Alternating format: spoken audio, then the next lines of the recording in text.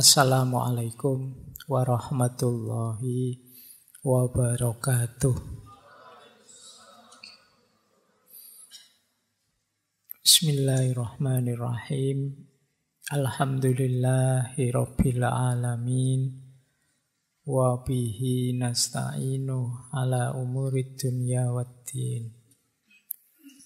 Allahumma sholli wa sallim wa barik ala habibina wa syafi'ina sayyidina wa maulana Muhammadin wa ala alihi wa ashabihi wa man tabi'ahum bi ihsanin ila yaumiddin. Amma ba'du. Bismillah, mari kita lanjutkan lagi belajar kita. Ini seperti saya bilang dulu, bulan ini temanya masih tidak terlalu berat-berat. Ini bulan pemanasan setelah kita libur. Malam hari ini temanya kebencian. Tapi kebencian bukan kebencian secara umum ya, ketika kita membenci yang di luar diri. Kalau tentang kebencian pada sesuatu di luar diri kita, itu dulu kan pernah kita bahas. Kalau teman-teman merujuk beberapa tahun yang lalu, kita sudah pernah membahas filsafat kebencian. Saya masih ingat tema kebencian itu kelihatannya gandeng dengan tema pemaafan, forgiveness.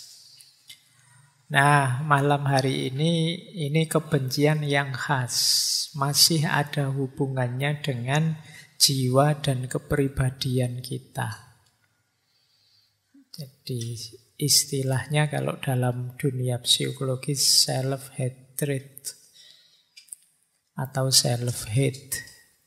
Benci pada diri sendiri. Ini yang seperti ini kelihatannya belakangan banyak. Apalagi anak-anak muda. Banyak yang stres, banyak yang depresi, banyak yang galau, kecewa dengan dirinya sendiri. Benci dengan dirinya sendiri. Banyak yang sudut pandangnya tentang dirinya sendiri selalu negatif. Nah, malam hari ini kita obrak-abrik itu ya. Seperti apa sih mentalitas yang benci diri ini? Baik, bismillah. Kita mulai saja biar tidak panjang-panjang pengantarnya. Ini melanjutkan kemarin. Ada quotes menarik. Self-hatred is worse than loneliness. Kebencian pada diri sendiri itu lebih buruk daripada kesepian. Kalau masih kesepian saja mending. Tapi kalau sudah benci dengan diri sendiri, wong diri sendiri kita itu kan kendaraan kita, wadah kita. Kok kita benci? Itu katanya John Irving, itu lebih buruk daripada sekedar orang yang kesepian. Kemarin kan kita definisikan kesepian itu sebagai sesuatu yang negatif. Itu pun masih mending daripada orang yang tidak suka dengan dirinya sendiri. Wong benci dengan orang lain yang di luar diri saja efeknya besar untuk hidup kita, apalagi benci dengan diri kita sendiri. Ya sebabnya nanti banyak. Tapi yang jelas ini yang harus kita waspadai. Ini membuat hidup tidak bahagia, membuat orang tidak bersyukur, membuat pokoknya kita kecewa dengan hidup kita. Baik, yo biasanya orang seperti ini, orang yang membenci dirinya itu sulit tersenyum, sumpek hidupnya. Antara ideal yang dia impikan dengan kenyataan dirinya itu berjarak. Mungkin kalian ingin jadi ini, jadi itu, tapi kok kenyataannya masih gini-gini saja. Itu kalian gelisah. Mungkin pernah saya ceritakan ya, beberapa kali ada teman yang rajin ikut ngaji itu gelisah karena ilmunya sekarang banyak, ngerti macam-macam yang ideal-ideal, tapi dirinya tidak berubah. Pak, saya itu ikut ngaji sudah puluhan, bahkan mungkin ratusan sesi. Saya generasi awal ngaji, Pak. Tapi kok saya gini-gini aja ya, Pak. Nggak ngefek ya, Pak. Ya kalau pas wayahe ngaji sih rasanya pengen tobat-tobat, pengen musik. Tapi kok ya begitu keluar dari masjid ya balik asalin. Nah. Gimana sih Pak saya itu Pak? Saya benci dengan diri saya, self-hatred. Benci dengan dirinya, merasa tidak berkembang. Ya biasanya kayak gitu kan terus tak jawab untuk membesarkan hatinya saja bahwa enggak, sampean itu sudah berkembang lebih baik dibandingkan dulu. Dulu males ngaji, sekarang rajin ngaji. Itu kan sudah naik kelas sedikit. Dulu ngaji enggak paham-paham. Buktinya apa? Dulu enggak paham, dulu enggak gelisah. Orang tidak paham itu kan tidak bisa gelisah, wong tidak paham. Kegelisahannya ya hanya ketidakpahaman itu.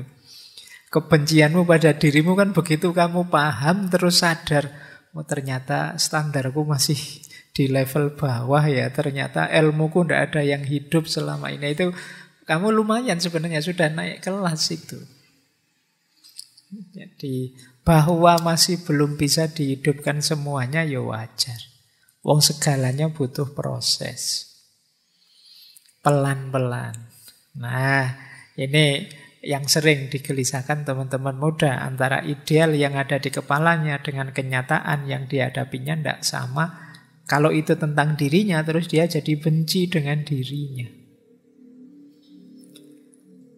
Aku itu loh, wong cuma ndak punya duit aja kok jadi segelisah ini. Padahal katanya kemarin zuhud, katanya kemarin uzlah. Wah, kayak opo tuh aku itu. Nah, itu kita idealmu berjarak dengan kenyataan dirimu. Kayak wong kemarin sudah janji ndak banyak-banyak lagi buka medsos, tapi kok yo gatel pengin buka medsos. Begitu kamu buka terus nyesel sendiri, terus kamu marahi sendiri dirimu. Ini self-hatred. Baik, nanti kita lihat ya. Dunia self-hatred, kebencian pada diri ini mungkin kelihatannya sepele. Tapi kalau tambah lama, tambah kronis, apalagi terus jadi akut, bisa membahayakan dirimu. Tambah benci itu ya tambah merusak hidupmu. Yang jelas orang yang benci dirinya merasa dirinya rendah. Low self-esteem. Kebanggaan dirinya anjlok sudah. Dia jadi tidak pede. Mau apa-apa, wah nanti kalau keliru wong saya itu. Kalau begini-begini tidak bisa. Mau ini, mau itu terhalang. Itu namanya low self-esteem. Kebanggaan dirinya rendah. Yang kedua, self-deprecation. Self-deprecation itu mengecil-ngecilkan dirinya. Sebenarnya bisa sih ngaji dikit-dikit, tapi halah kemampuan ngaji saya itu rendah, Pak. Sebenarnya sudah bisa sih ngomong di depan umum sedikit-sedikit, kamu merasa, halah tidak ada apa-apanya, Pak. Jadi kamu punya kemampuan mungkin, punya keahlian, mungkin punya keistimewaan 1-2, tapi kamu anggap dirimu itu tidak ada apa-apanya. Jadi kamu merasa pokoknya kecil saja, kamu merasa tidak pantas saja, kamu merasa tidak layak saja, itu self-deprecation. Jadi kamu degradasi sendiri dirimu, kamu rendahkan sendiri dirimu. Orang yang seperti ini nanti bisa self-sabotage, mensabotase dirinya sendiri. Harusnya bisa jadi juara sih, kamu kecil-kecilkan sendiri dirimu, akhirnya nggak jadi juara kamu. Harusnya kamu sudah pinter jadi ahli pidato, tapi ya karena kamu jarang tampil akhirnya ya sampai hari ini tidak berkembang. Yang mensabotase dirimu siapa? Dirimu sendiri. Nanti kita bahas agak panjang ini, self-sabotage ini. Bagaimana kita mensabotase diri kita sendiri. Hati-hati kalau sampai level self-harm. menyakiti diri. Biasanya kalau sudah menyakiti diri ini ya levelnya sudah agak depresi. Jadi, nekat sudah. Mas jangan banyak makan itu, nanti sakit sampean darah tinggi loh. Ndak apa-apa, mati yo ben. Aku biasanya wis mulai. Iki rotok gawat kalau sudah begitu. Jadi salah ya sudah. Rusak ya ben, hancur-hancurlah sekalian. Itu biasanya kalau sedang patah hati begitu. Jadi self-harm, menyakiti dirinya sendiri. Ini atmosfernya. Dunia kebencian terhadap diri itu ternyata ya bersinggungan dengan harga diri, nilai diri, sabotase diri, dan juga menyakiti diri sendiri. Ayo ya, kita mulai malam hari ini latihan. Karena model self-hate ini yang seperti saya sebut tadi adalah ciri orang yang hidupnya tidak bahagia. Tidak mungkin dia bersyukur, wong merasa hidupnya berat, dan jadi beban, baik bagi dirinya maupun lingkungan sekelilingnya. Kita lanjutkan. Nanti sebelum filosofinya, kita lihat ciri-cirinya dulu. Ini dulu pernah kita bahas sekilas ketika kita membahas self-love, cinta diri. Malam hari ini lawannya, self-hatred. Orang yang benci diri itu punya beberapa ciri khusus. Yang pertama, selalu melihat negatifnya dirinya. Pokoknya diriku itu apalah, wis pokoknya. Sudah tidak ada nilainya.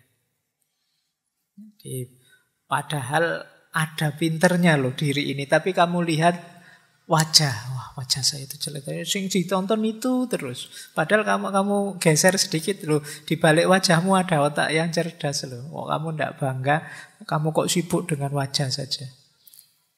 Padahal mungkin wajahmu hanya sempurna sih, cuma ada jerawatnya saja 3 atau 4 itu. Tapi kamu sibuk lihat jerawat itu saja. Lupa banyak nikmatnya Allah yang lain loh di sekujur tubuhmu. Tapi kamu hanya lihat itu.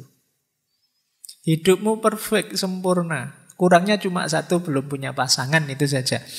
Tapi itu kamu koyo-koyo wis arep mlebu neraka itu. Waduh, beratnya hidupku. Cuma itu saja. Jadi selalu melihat negatifnya diri. Itu ciri-ciri self-hatred. Yang kedua, biasanya terus membandingkan diri dengan yang lain, melihat di yang lain sisi positifnya, yang dalam dirimu sisi negatifnya. Sehingga terus muncul iri atau muncul dengki. Enak ya temanku itu males kuliah tapi nilainya bagus-bagus. Kamu bandingkan. Saya juga males sebenarnya tapi nilaiku kok jelek ya. Kamu bandingkan dirimu dengan temanmu. Hidup selalu dalam perbandingan. Orang Jawa punya pepatah urip itu wang sinawang. Saling melihat. Kita selalu saja melihat yang lain lebih dari kita. IP-mu paling tinggi tapi lihat temanmu. Enak ya teman-teman itu bisa ngobrol asik, bisa hidup santai. Saya kok enggak bisa ya. Nah, ini golongannya self-hatred.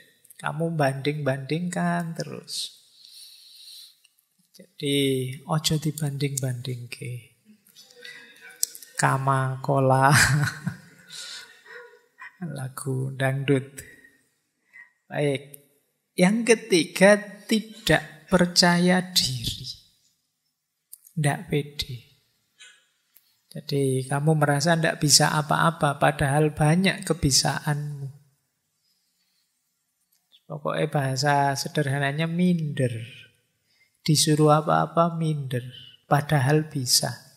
Sehingga kadang-kadang ketika ketemu momennya yang kamu harus menunjukkan kemampuanmu, akhirnya kamu gugup. Jadinya tidak maksimal. Begitu tidak maksimal, kamu lihat dirimu tambah rendah lagi.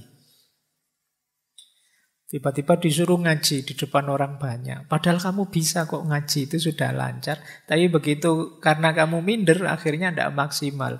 Keluarnya sering salah diingetin orang. Terus kamu tambah drop, tambah minder. Ini hatred mindset. Self-hatred mindset. Karena kamu tidak percaya diri, akhirnya kamu tidak maksimal. Ketika kamu tidak maksimal, hasilnya tidak bagus. Ketika hasilnya tidak bagus, kamu tambah benci dirimu sendiri. Oke, padahal kamu jago loh, padahal kamu hebat loh. Misalnya kamu nembak orang lain, nembak pasanganmu mesti langsung diterima. Tapi karena kamu tidak pede, nembaknya ragu-ragu. Akhirnya ditolak, kamu terus tambah tidak pede lagi. Nah, ini self-hatred, siklusnya. Yang keempat, ciri bahwa teman-teman benci dengan diri sendiri apa? Sulit menerima pujian. Wong orang itu sudah jelas-jelas muji kita loh, tapi kita merasa Anda itu mesti basa-basi saja.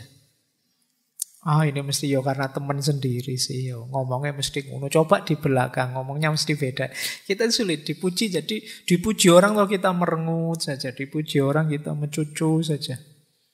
Kok tidak senang dipuji orang? Itu paling basa-basi, Pak. Itu tidak serius mesti. Ini self-hatred. Padahal mungkin orangnya tulus.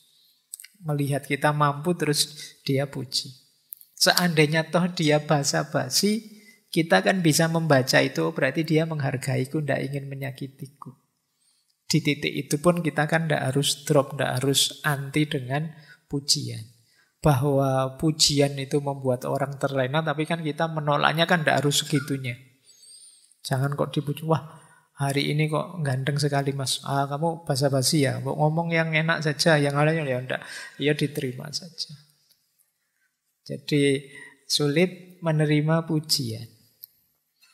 Kemudian merasa bahwa orang-orang itu mesti melihatku semua dan secara negatif. Jadi kalau pas jalan misalnya ada orang nongkrong pinggir jalan, ini lihat aku, mesti lihat aku nih. Bajuku ada yang salah enggak? Terus rambutku ada yang keliru enggak? Pokoknya aku kelihatan pucet enggak? Kamu bingung, merasa orang itu matanya lihat kamu semua. Dan kamu terus merasa kecil, merasa salah apa ya aku? Kurang apa ya aku? Itu salah. Padahal orang di pinggir jalan itu kan ya biasa kan ada orang lewat ya dilihat, tapi ya enggak segitunya kok. Wah, mesti perhatian enggak begitu. Ya kayak kalian nongkrong, misalnya kalian yang di pinggir jalan, ada orang lewat kan biasa saja. Ada temanmu lewat ya biasa saja, tapi yang lewat merasa nonton aku ya mesti. Ngomong jelek ngerasani ya mesti. Kira kamu gitu, curigamu. Jadi pokoknya kamu anggap orang lain itu enggak suka kamu semuanya. Ini self-hatred. Jadi kamu memberi dirimu beban yang sangat berat. Tadi dipuji merasa tidak nyaman, apalagi dikritik. Habis sudah. Kalau ada yang kritik itu langit runtuh sudah bagi orang ini. Padahal mungkin kritiknya simpel saja. Mas itu di mulutnya ada nasinya loh. Kamu malunya kayak habis melakukan apa? Biasa saja, ya kritik kecil saja, sederhana saja.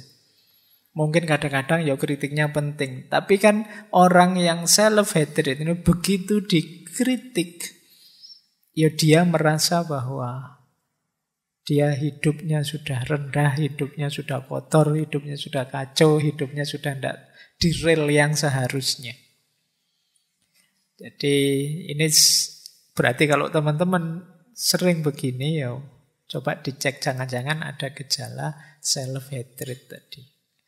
Jadi kita terlalu benci dengan diri kita, jadi kita waspada dengan diri kita sendiri. Begitu ada orang kritik kita merasa wah ini aku jelek ini. Padahal mungkin kritiknya itu hanya bagian tertentu dari diri kita. Mungkin baju kita, mungkin ngeritik potongan rambut kita atau ngeritik wajah kita yang pucat karena jarang tidur, tapi kita merasa diserang semua aspek diri kita. Nah, tentang kritik ini ya memang butuh ketahanan mental sendiri. Tidak Tidak sembarangan orang senang dikritik. Tapi orang yang hatinya luas dan terbuka biasanya lebih mudah menerima kritik secara positif. Tapi orang-orang yang self-hatred ini, yang benci dirinya itu biasanya panik kalau dikritik. Kalau teman-teman kok misalnya posting apa di medsos, terus dikritik orang, kok teman-teman langsung panik, itu jangan-jangan ada gejala ini. Padahal ya biasa saja orang, apalagi di medsos. Kadang di medsos itu ya ngeritiknya iseng saja. Ini kok isinya muji-muji semuanya, tak tambahi kritikan yang misuh-misuh lah sekali-sekali. Ya, padahal itu iseng saja dan kamu nanggapinnya serius. Kamu tidak bisa tidur gara-gara satu komen itu, padahal 100 komen positif. Hanya satu komen yang negatif, kamu terus tidak bisa tidur. Wah, ini harus diperbaiki lagi, ini harus diubah. Akhirnya kamu ubah. Dan terbalik akhirnya, yang muji satu, yang 100 tidak suka. Gara-gara kamu mudah panik. Nah, itu jangan-jangan kita agak self-hatred. Benci dengan diri kita sendiri sehingga salah kecil satu saja kita anggap salah banyak yang besar. Kemudian ada lagi anggapan bahwa aku tidak bisa berhubungan dengan orang lain. Kalau dekat dengan orang lain, jangan-jangan orang lain susah karena aku. Aku tidak betah dekat dengan orang lain. Nah, ini cara berpikir seperti ini ya, kemungkinan ada gejala self-hatred. Benci dengan diri kita sendiri, kita menilai diri kita terlalu rendah. Ini mirip minggu lalu ketika orang agak antisosial. Kalau bergaul, adaptasinya lama. Dia menganggap dirinya susah nyambung dengan orang lain. Nah, ini self-hatred mindset. Bahkan sampai yang terakhir, tidak berani bermimpi macam-macam. Tidak berani bercita-cita tinggi. Cita-citanya apa mas besok kalau sudah lulus kuliah? Tidak tahu saya apa ya saya bisa, apa ya saya mampu, apa ya saya... Ya, kalian kalau jawabannya begini ada gejala self-hatred. Kalian tidak percaya diri bahwa kalian bisa. Sudah lulus sampai semester 6, sekarang bisa apa? Tidak bisa apa-apa saya itu pak, tidak tahu ini. Itu rada minder gitu, jangan-jangan kalian benci dengan dirimu sendiri di kadar tertentu. Padahal ya kamu bisa, ya sedikit-sedikit saya bisa lah Pak filsafat, meskipun tidak terlalu dalam, tapi ya ngerti lah saya. Nah itu masih mending. Tapi kan banyak orang, saya tidak tahu, mungkin ada efek dari gaya orang timur yang lebih suka tawaduk. Jadi gayamu kayak tawaduk, padahal sebenarnya minder. Jadi tidak percaya diri. Nah ini coba kalian renungi ya, ini ciri-cirinya saja biar lebih paham pengantar untuk self-hatred mindset. Coba perhatikan lebih luas. Ini kalimat, kata-kata yang sering kalian sampaikan untuk dirimu sendiri. Kalau kalian benci aku dengan diriku, itu kemungkinan self-hatred. Aku itu loh sudah niat poso Senin Kemis, kok iya setiap kali hari Senin pura-pura lupa sarapan itu loh. Benci aku dengan diriku. Sudah niat sholat tahajud mau tak istiqomai, sudah niat mau rajin sedekah, sudah niat baikku banyak kok tidak ada yang jalan. Benci aku dengan diriku. Nah, sudah niat mau banyak baca, belakangan ini banyak belajar kok tidak jadi. Buka HP niatnya mau ngaji kok ya jadi tiktokan misalnya. Wah, benci aku dengan diriku. Nah, ya kalau banyak-banyak itu ya bisa bikin self-hatred mindset tadi. Jadi, lama-lama kalian tidak sadar yang paling kalian benci di dunia ini ternyata dirimu sendiri. Saking seringnya kamu membenci dirimu yang tidak cocok dengan ideal yang kalian tetapkan. Atau yang nomor 2 itu. Ini sering dikatakan orang yang baru putus cinta. Aku tidak membencimu karena engkau tidak cinta padaku, tapi aku membenci diriku yang masih saja mencintaimu. Ya, itu kan ini kalimatnya orang yang baru diputus kan banyak yang seperti ini. Ya, engkau tidak mencintaiku hakmu, tapi kok aku tidak bisa ya. Ini kan gaya stoik kan gini. Aku tidak bisa benci kamu yang tidak cinta lagi padaku karena itu di luar kontrolku. Tapi kok aku tidak bisa ngontrol hatiku biar menghilangkan cintaku padamu. Benci aku pada diriku ini. Kalimat ini menunjukkan self-hatred tadi. Jadi pokoknya aku itu jelek karena tidak bisa menghilangkan cinta padamu. Atau lebih netral, kalau tadi kan untuk cinta misalnya, aku benci orang yang mengingkari janji. Misalnya ada temanmu utang atau temanmu pinjam apa, tidak kembali-kembali atau mengingkari janji. Namun aku lebih benci diriku yang mudah sekali dibohongi. Itu kan sering kita bikin ini. Mungkin muncul karena kita minder, kita takut, kita tidak berani mengekspresikan diri, bilang terang-terangan, aku tidak suka kamu bohong padaku. Tidak berani bilang gitu, cuma bilangnya, aku tidak suka dibohongi, tapi aku lebih tidak suka lagi diriku yang mudah sekali dibohongi. Nah, gaya-gaya kayak gini kan sering kita pakai dalam pergaulan. Selalu menyalahkan diri sendiri. Bukan salah siapa-siapa, ini salahku semua. Selalu yang disalahkan dirinya, padahal jelas-jelas temennya yang salah. Sandalmu dibawa lari, tidak kembali. Bukumu dipinjem, tidak kembali. Memang salahku. Kok yo tak pinjemin saja. Kok sing salah dirimu? Yang salah temenmu, pinjem tidak dikembalikan. Yang disalahkan dirimu. Ini kalau tidak hati-hati terakumulasi jadi self-hatred. Kamu memandang dirimu sangat kecil. Ada lagi yang bilang misalnya, tidak ada lagi orang yang peduli padaku. Nah, ini juga self-hatred. Dua yang terakhir ini agak tricky maknanya, tapi kalau tidak hati-hati juga jatuhnya bisa self-hatred. Aku kan bukan orang penting. Tidak ada aku toh ya semuanya jalan. Aku tidak hadir juga tidak apa-apa kok, yang lain banyak yang bisa kok. Ini harus hati-hati. Jadi bisa saja jatuhnya mengecilkan diri sendiri. Siapalah aku. Misalnya kalian mau ngaji ini, saya tidak datang juga sudah banyak yang datang kok. Dan juga tidak ada yang peduli saya yang datang apa enggak. Loh, bahwa kamu tidak bisa datang tidak apa-apa, tapi tidak usah pakai kalimat yang mengecilkan dirimu. Ngapain? Mbok ya sekali-sekali agak pede, kalau saya nggak datang, nggak rame ngajinya. Karena yang biasa rame aku, yang lain tawaduk semua misalnya. Nah ini biasa saja berpikir nggak harus sambil mengecilkan dirimu. Ya wajarlah sekali-sekali kamu nggak hadir ngaji misalnya. Tapi nggak harus dengan mikir, aku nggak datang pun acara tetap lancar kok. Nggak ada aku pun jalan kok. Jadi pakai diksi yang lebih positif saja. Atau yang terakhir itu hati-hati juga, itu agak trik. Agak trik itu maksudnya maknanya benar.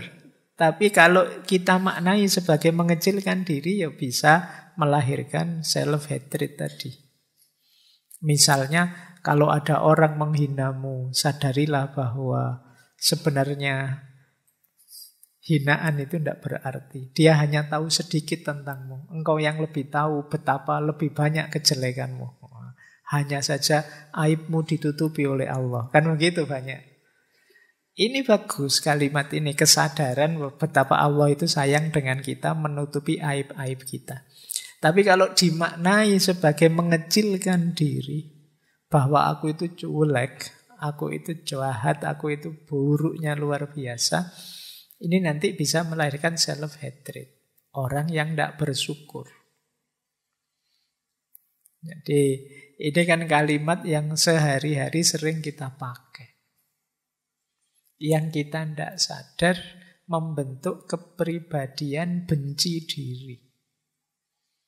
Ya orang yang membenci dirinya ya tentu saja sulit berkembang, sulit maju, sulit mencapai sesuatu, wong dia tidak percaya dengan dirinya. Menganggap dirinya tidak capable, tidak mampu, layak dibenci.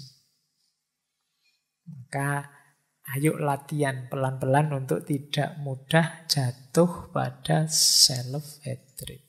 Benci pada diri sendiri. Apalagi banyak prinsip-prinsip yang kalau salah memaknai bisa jatuh negativitas. Misalnya quotes ini. Kalau engkau mempercayai, engkau akan terbunuh. Trust gets you killed. Kalau engkau mencintai, engkau akan tersakiti. Kalau engkau apa adanya, engkau akan dibenci.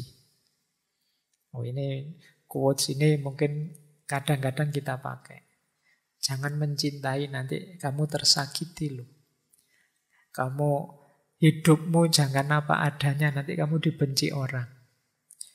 Jangan banyak percaya, nanti kamu dikhianati loh. Ini kan kalimat-kalimat yang membuat kita mundur, membuat kita takut maju. Jadi akhirnya ya kita hidupnya defensif. Padahal kan hidup yang defensif itu kan tidak enak. Kayak sepak bola itu kan kalau bertahan saja kan kita nontonnya tidak enak. Sepak bola kok parkir bis, kan kita sering begitu. Maka hidupmu ya jangan parkir bis. Jadi kamu takut ngomong karena khawatir salah. Kamu takut maju karena khawatir jatuh. Kamu takut mencintai karena khawatir disakiti. Kamu takut mengekspresikan diri karena khawatir dibenci. Akhirnya kamu tidak ngapa-ngapain. Jadi ya ndak apa-apa sih kamu mengekspresikan diri. Kalau salah kan nanti ada yang ngingetin. Yang buruk itu kalau sudah diingetin bahwa kamu salah, ndak mau memperbaiki. Ini baru buruk. Tapi jangan tidak ngapa-ngapain. Kalau kamu ndak ngapa-ngapain, ndak ada perbaikan dalam hidup kita. Bagaimana orang bisa ngontrol apakah ungkapan diri kita itu baik atau buruk kalau kita tidak mengungkapkan diri. Jadi maka pertama-tama ayo menata hidup kita, ayo kita cintai diri kita. Tidak mungkin seperti di self-love dulu, tidak mungkin kita bisa mencintai yang di luar diri kita kalau kita tidak bisa mencintai diri kita. Itu teori dasarnya itu. Oke, kita mulai. Saya awali dari perspektif yang agak unik ya, agak berbeda. Tadi agak negatif, tapi ini ada pandangan yang unik. Ada tokoh namanya Laura House. Dia mengklaim dirinya sebagai self-hate coach. Jadi dia nuntun orang, ayo benci dirimu. Tapi cara berpikir dia menarik. Kata dia begini, secara naluriah, kalau bahasa agamanya fitrah, tapi fitrah yang negatif. Kalau seperti Al-Quran itu kan juga banyak menyebut ada beberapa ciri dasar manusia yang negatif. Misalnya, khuliqa halu'a, manusia itu tukang mengeluh. Manusia itu zoluman jahula, sangat zolim dan sangat bodoh. Ini kan penciri negatifnya manusia. Nah, kata tokoh ini, benci diri itu juga salah satu penciri negatif. Manusia itu secara alamiah dalam dirinya pasti punya keraguan, punya ketakutan, dan punya kebencian-kebencian. Dan jangan dikira ini simpel. Inilah nanti yang melahirkan banyak sekali bisnis-bisnis, banyak sekali proyek-proyek, banyak sekali kegiatan-kegiatan yang mungkin biayanya miliaran, triliunan. Mungkin ada lokakarya, workshop, sekolah, guru, psikiater, psikolog. Ini kan beredar untuk ngurusi keraguan kita, ketakutan kita, kebencian kita. Kata Laura House, tapi sudah dilatih sedemikian rupa. Kayak kalian malam hari ini belajar tentang self-hate, benci diri. Kok tetap saja Pak, nanti kalau setelah kembali dari sini ya tetap minder, ya tetap apa-apanya ya tetap. Karena memang faktanya begitu. Suara itu tidak bisa kita bantah karena memang ya benarnya memang begitu. Benarnya memang begitu. Itu diri kita itu memang banyak keraguan, banyak kebingungan, banyak ketakutan. Maka kata orang ini daripada menyangkal, sudahlah, kamu terima saja bahwa aku ini memang punya gejala membenci diri. Punya kecenderungan ke sana. Dan kata dia, gampang kok kalau kita ingin membenci diri kita itu. Misalnya kata dia, coba kalau lagi nganggur, kamu daftarilah orang yang lebih baik dari dirimu. Mestinya bukumu tidak muat itu sudah. Dalam berbagai aspek. Orang yang lebih cakep dari diriku. Ini mesti banyak. Kalau ini paling banyak mungkin. Orang yang lebih pinter dari diriku. Ini mesti banyak. Loh kalian bikin daftar itu kan langsung. Iya. Alah apa sih aku ini dibandingkan mereka. Jadi ini cara beliau berpikir ini agak membalik paradigma dalam arti sampean sedang disarkas ini, disindir. Kalau sedang ingin membenci dirimu, ya gampang. Tiap hari kamu ingat-ingat saja orang-orang yang lebih baik, lebih hebat darimu, otomatis kamu minder, wes. Begitu kamu tiba-tiba misalnya saya tidak hadir, terus sama teman-teman takmir, sampean aja yang paling rajin ngaji, yuk diganti Pak Faiz di sini.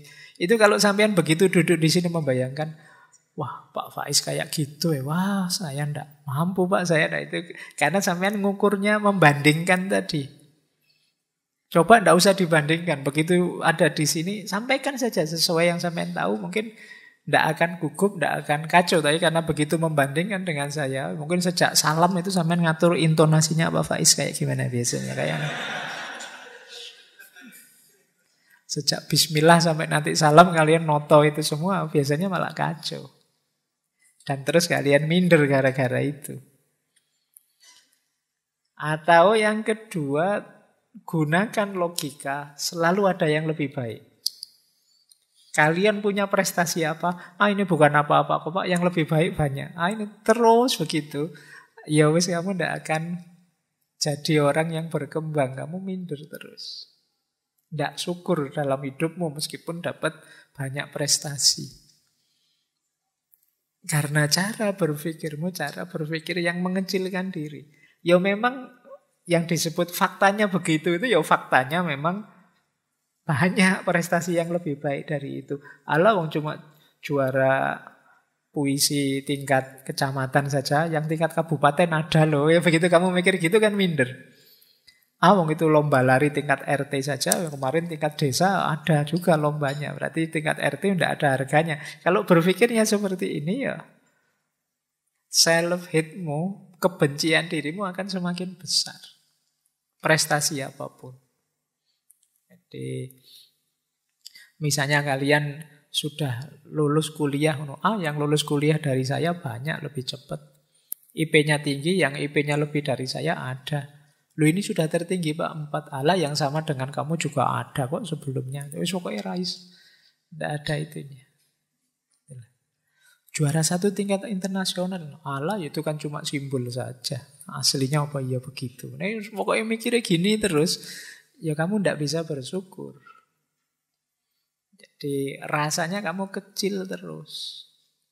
Jadi ya memang manusia ada pola dalam dirinya yang kalau dihidupkan seperti ini. Apalagi kalau kita fokus pada yang tidak kita miliki. Sudah juara 1 level internasional, misalnya juara 1 nulis apa gitu. Tapi kan saya tidak bisa Pak juara 1 masak. Ya memang kamu bukan ahlimu, tapi karena kamu mikir ke sana rasanya kemampuanmu tadi jadi kecil. Sudah enak-enak kamu ranking 1 dalam studimu, kamu malah mikir, tapi saya itu secara sosial tidak terlalu bagus kok Pak. Ya kamu mikirnya geser ke sana. Jadinya kamu tidak bersyukur. Jadi kalau mau mencari alasan betapa dirimu itu layak dibenci banyak. Gampang. Jadi kalau ingin membenci dirimu alasannya banyak. Sederhananya kata Laura House itu, wong aslinya memang kamu itu begitu. Yaitu sederhananya, aslinya kamu memang jelek, aslinya kamu memang rendah, aslinya kamu memang kurang prestasi, kan gitu maunya dia. Kalau kita mikirnya hanya ke situ, memang tidak ada manusia yang sempurna.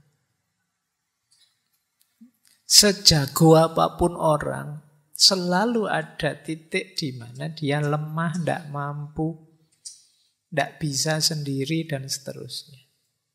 Seperti minggu lalu waktu kita membahas kesendirian dan kebersamaan.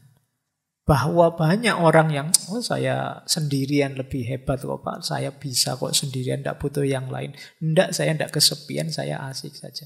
Dan kamu nganggap bahwa itu tidak ada andilnya orang lain. Padahal kamu bisa sendiri itu karena orang lain bersedia menjauh darimu sebentar. Coba yang lain tidak mau kamu sendiri. Kamu lagi ingin sendiri, temanmu datang. Kamu lagi ingin sendiri, ibumu nelpon. Kamu lagi ingin asik sendiri, tidak iso. Jasanya mereka juga. Nah, ini yang bagian ini namanya bagian sarkasnya. Jadi kamu disindir bahwa kalau kamu mentalitas membenci dirimu, sebenarnya gampang. Ada situasi jiwamu yang mendorong ke sana, tinggal kamu berpikir negatif, melihat sisi negatif saja selesai. Karena memang hidup kita ini tidak hidup yang perfect. Selalu ada titik di mana kita lemah, di mana kita kurang, di mana kita tidak mampu. Selalu ada batas. Kalau itu manusia, karena dia bukan makhluk yang tak terbatas. Baik, jadi dari sini bisa kita sebut manusia punya juga potensi untuk bisa membenci dirinya. Itulah kenapa potensi ini bisa wujud, bisa aktual kalau kita menghidupkannya. Dan itu gampang.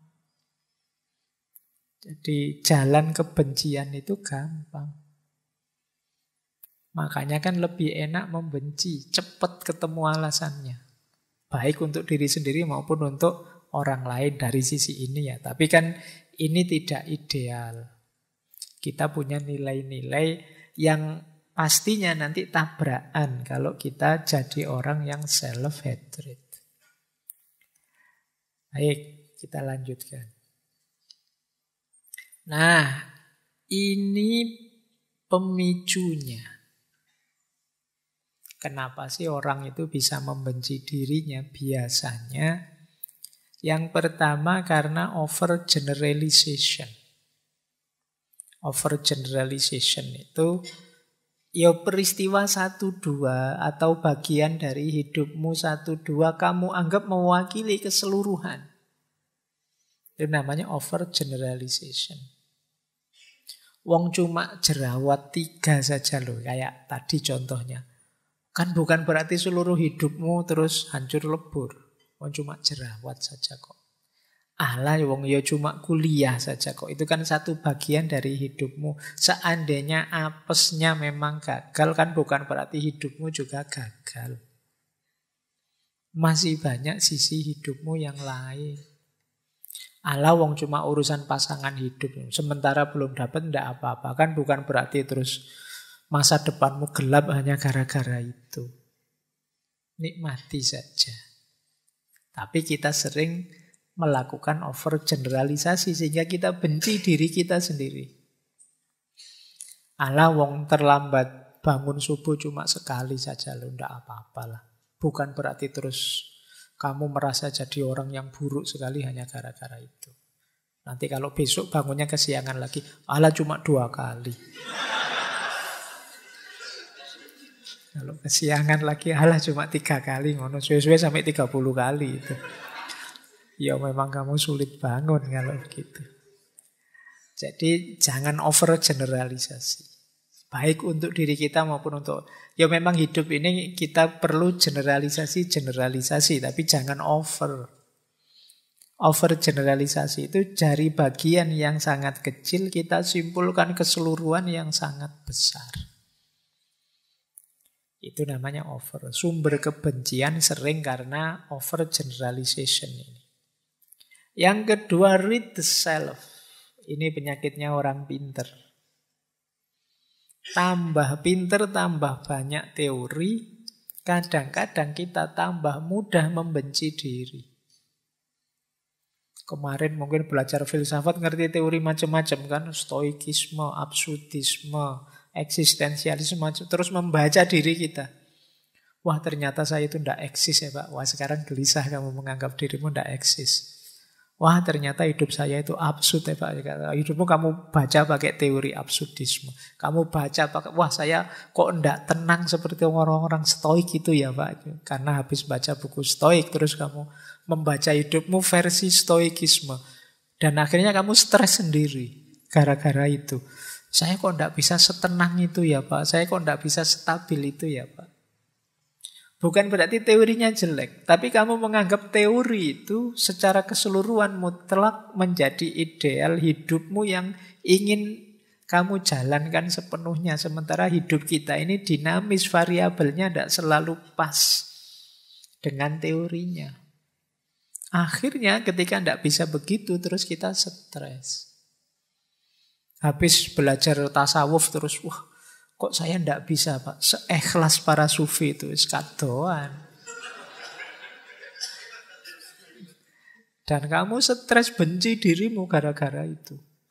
Habis baca, ada seorang wali yang tiap malam sholatnya ratusan rakaat. Kamu langsung shock, waduh, saya apa ya mampu ya, sholat isya saja kadang-kadang kelewatan. Beliau ratusan rakaat, begitu mikir seperti ini kan kamu langsung drop. Karena teori itu kamu telan mentah-mentah untuk hidupmu. Nah ini namanya read the self. Kamu membaca dirimu dengan satu teori, ternyata teorinya tidak masuk dalam hidupmu dan kamu kecewa dengan dirimu. Aku kok tidak seagresif para eksistensialis ya. Aku kok tidak setenang para stoik ya. Aku kok tidak sekritis para filosof poststruktural, postmodern ya. Aku tidak, ayo mungkin. Bukan berarti idealmu salah, tapi kamu juga harus realistis. Betapapun teori itu ya tidak selalu 100% bisa masuk dalam hidup kita. Seandainya memang cocok pun kan perlu waktu, perlu adaptasi. Tidak mungkin bisa langsung. Tidak mungkin tiba-tiba baca teorinya stoikisme. Kalau engkau tidak menerima disakiti, tidak mungkin orang lain bisa menyakiti. Itu kamu, saya belajar kayak gini kok tidak sukses-sukses ya Pak. Saya ingin nolak untuk tidak sakit, tapi tetap sakit ya Pak. Iya ya, tidak mungkin bisa seketika. Ya pelan-pelan ada prosesnya. Jadi ini akar kedua, read the self. Yang ketiga, salah paham tentang emosi kita. Jadi istilahnya emotional reasoning. Emotional reasoning itu kalau kita merasa tidak enak, kita anggap oh berarti memang realitasnya tidak enak. Kalau kita kecewa, kita anggap realitasnya mesti jelek. Kalau kita, ini emosi kita. Padahal emosi kita itu kan tidak bisa jadi patokan. Kalau pas kita lagi sensitif, orang ngomong biasa kita tersinggung. Tapi kalau pas lagi luas hatinya, lagi senang, lagi gembira, bahwa orang maki-maki kita ketawa saja. Itu emosi. Nah, kita sering berpatokan pada emosi. Kalau kita emosi itu kan orang WA biasa-biasa kita membacanya pakai emosi. Gitu. Misalnya, Mbok, kamu kalau bangun tepat waktu. Itu kalau kita hati kita tidak enak, bad mood, baca kayak gitu ya mungkin jawabannya ngapain kamu ngurusi hidupku. Bisa begitu. Tapi kalau hatimu sedang enak, diingatkan begitu, wah terima kasih sudah diingetin, saya usahakan deh. Itu hatimu sedang enak. Maka emosimu jangan jadikan ukuran. Kalau dijadikan ukuran ya kita sering salah paham tadi, salah persepsi. Akhirnya membenci diri kita. Istilahnya emotional reasoning. Memang ada beda antara kenyataan dengan emosi kita. Yang ini tidak selalu sama. Pak, kalau saya sedang berinteraksi dengan orang kan harusnya gembira, Pak, ceria. Kok saya tidak bisa begitu ya, Pak? Ya tidak apa-apa, latihan. Jangan dianggap tanggapan emosimu itu sesuatu yang memang fakta realitas tidak bisa diubah. Emosi bisa kita ubah, bisa kita arahkan, kita sesuaikan. Yang keempat, customization. Customization itu kita berpikirnya linear 1 tambah 1 2, padahal tidak sesimpel itu. Misalnya saya agak pusing atau agak bingung. Wah, saya bingung ini mesti karena itu tadi. Padahal mungkin sebabnya banyak. Saya hanya menyimpulkan dari yang paling dekat saja. Setelah ketemu kamu ini, nasibku jadi jelek sekali, misalnya. Nah, ini namanya satu variabel kita jadikan kambing hitam. Ini terus kita biasanya ya kalau di customization self-hate ini ya kambing hitamnya diri kita sendiri. Ini mungkin gara-gara aku tadi bangunnya kesiangan ini sampai malam dapat sial terus misalnya. Dasar diri ini. Nah itu karena customization. Yang kelima adalah maximization atau minimization. Membesar-besarkan sesuatu atau mengecil-ngecilkan sesuatu. Ini namanya maximization atau minimization. Sebenarnya sepele sih, hanya karena misalnya lah kamu beli bakso sambelnya ketinggalan, jadi kan kecil. Tapi kok dibesar-besarkan, kamu marah-marahi temanmu yang kamu titipi. Beli bakso kok bisa ketinggalan, kok iya ndak itu. Nah, ini saya mencontohkan gini karena kemarin saya beli ayam, ayamnya ketinggalan.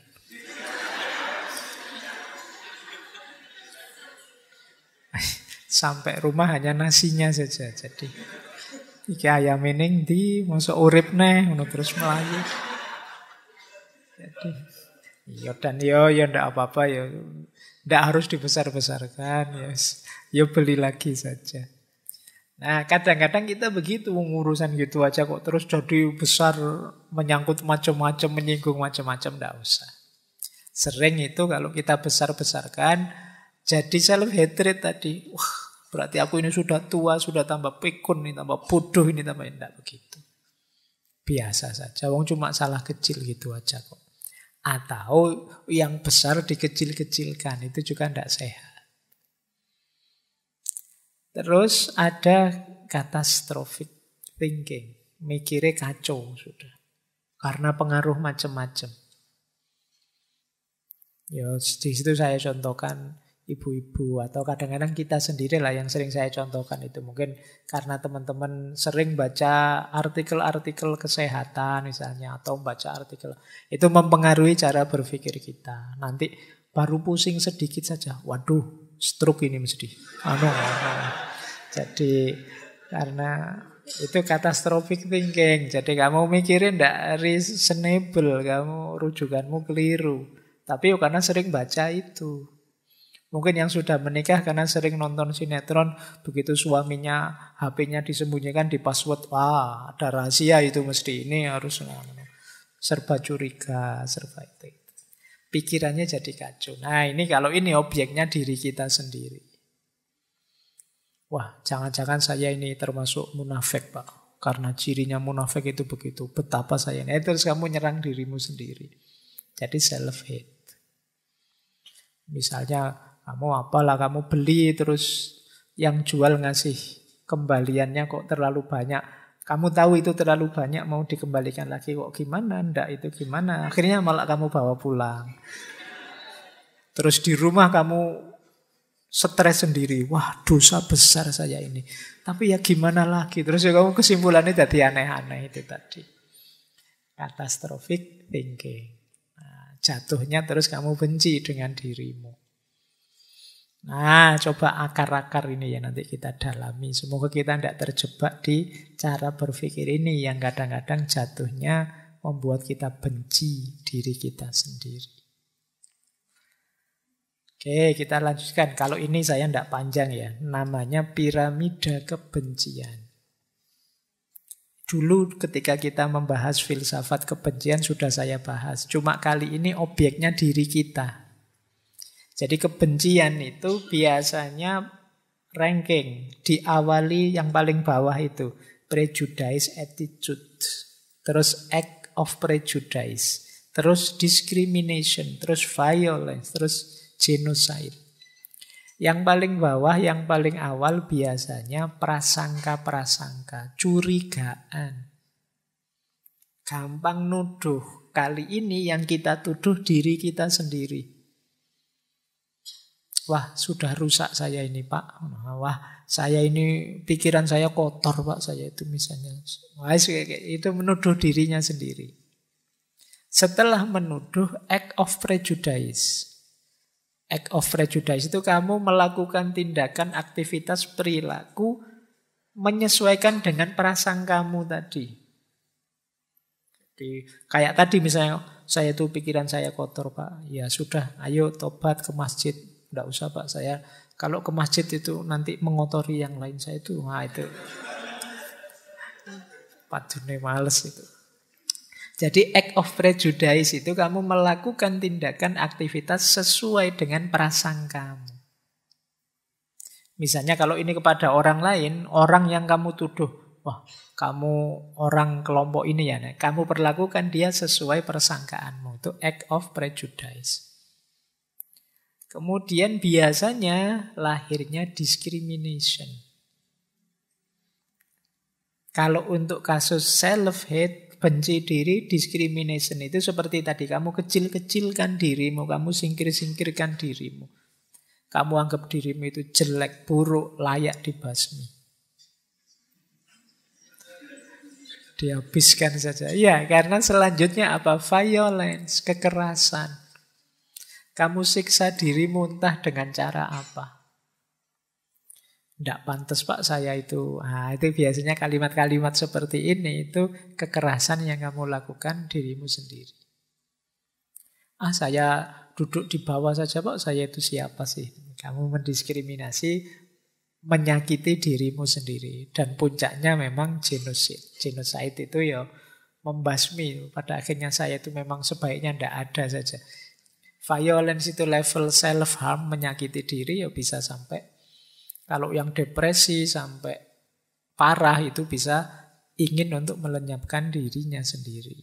Nah ini hati-hati, makanya teman-teman pahami piramida ini. Kalau bisa dibasmi sejak prasangka yang paling awal. Pandangan-pandangan jelek, pandangan-pandangan burukmu pada dirimu sendiri, ayo dibersihkan. Bahwa kita ini banyak kurangnya, banyak ketidaksempurnaannya, ya nanti kita perbaiki pelan-pelan. Tapi jangan karena itu kita merasa sangat rendah, kita merasa sangat kotor, sangat tidak berharga, dan lain sebagainya. Ini konsep dari piramida kebencian. Oke, saya lanjutkan. Ini membahas yang tadi. Buahnya self-hatred itu apa? Kebencian pada diri kita itu apa? Self-sabotage. Kita akhirnya mensabotase diri kita sendiri. Mensabotase itu kan menghancurkan, merusak secara diam-diam, terselubung. Itu kan disabotase. Kita tidak sadar tiba-tiba ditikam dari belakang, itu kan istilahnya sabotase. Kita tidak sadar tiba-tiba dijatuhkan, dijegal dari belakang, namanya kita disabotase. Kali ini yang mensabotase kita siapa? Diri kita sendiri. Yang jegal kita siapa? Diri kita sendiri. Yang membuat tidak maju kita siapa? Diri kita sendiri. Ini namanya self-sabotage. Kita merusak diri kita sendiri, kita melukai diri kita secara psikologis. Dan biasanya memang kita tidak sadar. Kalau kitalah yang jadi penghalang kemajuan kita. Kita tidak sadar kalau kita sendirilah yang membuat kita tidak bergerak, tidak progres dalam hidup ini. Ini namanya kita mensabotase diri kita sendiri. Penjahatnya ternyata kita sendiri. Nah, ini yang penting kita pahami. Cirinya apa self-sabotage itu? Coba kita cek ya.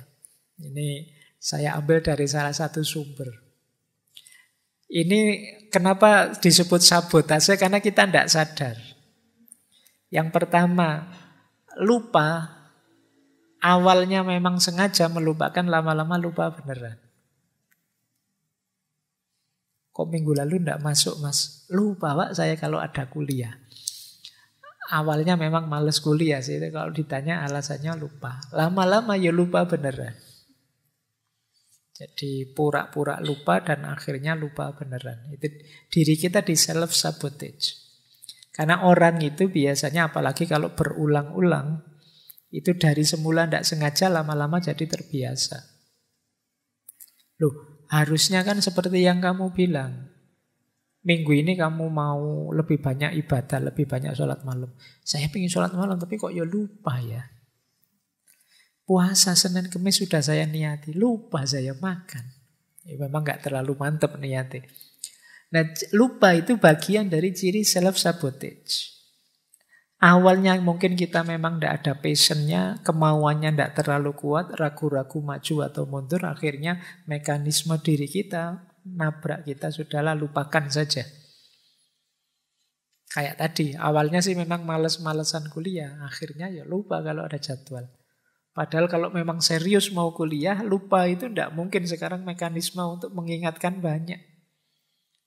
Mungkin kamu nulis, kamu tempel di kamar kosmu atau kamu bikin alarm di HP-mu, banyak sekali mekanisme untuk mengingatkanmu. Tapi karena memang kamu tidak terlalu niat, semua itu tidak kamu lakukan, akhirnya kamu lupa. Jadi kalau dalam banyak hal yang penting teman-teman kok lupa, coba dicek lagi. Jangan-jangan kita memang tidak terlalu minat ke sana. Kalau itu hal yang baik, berarti kita sudah disabotase oleh diri kita. Karena kitanya sendiri memang tidak serius. Yang kedua, mirip dengan lupa, terlambat. Ya kalau tadi, kenapa tidak kuliah lupa Pak? Kalau ini, kok tidak ngumpul tugas kemarin?